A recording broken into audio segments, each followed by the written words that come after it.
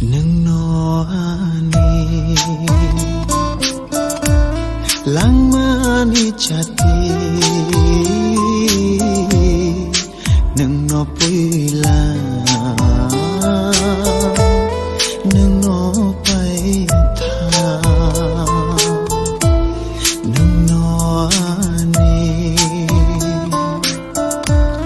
langmani chati nung no puila nung no pai tha nung kriyo langma buk chang shokha shachung shokha nung no ani langmani chati nung no puila nung no pai tha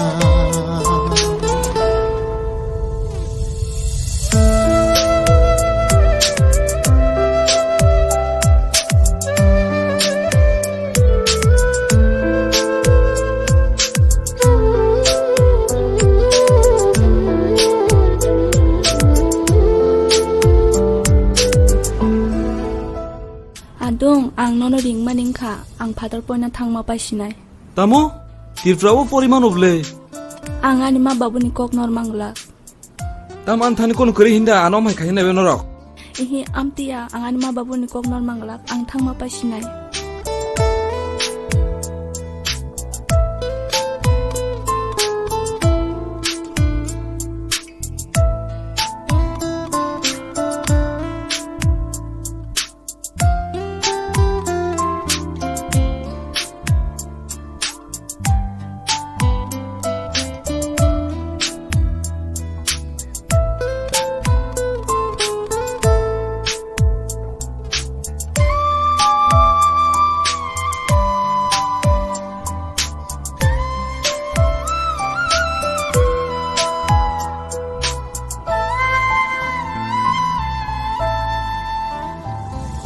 Shaboni sharai mu chanang kha tangai obe mano kalai kha kanai kanai the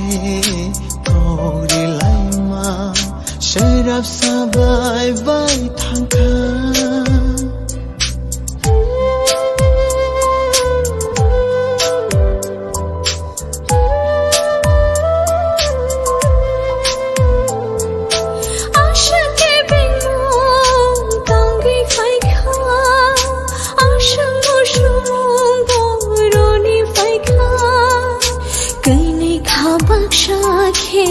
Aprishelai mawo rojong tangaya shagakha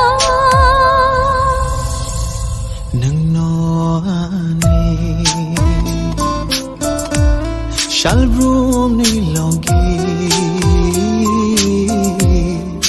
nung no kichi khani shiri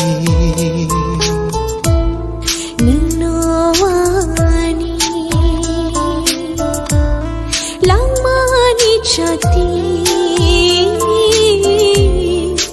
nung no puila nung no pai tha nung kriyo langma buk chang shokha shai chung shokha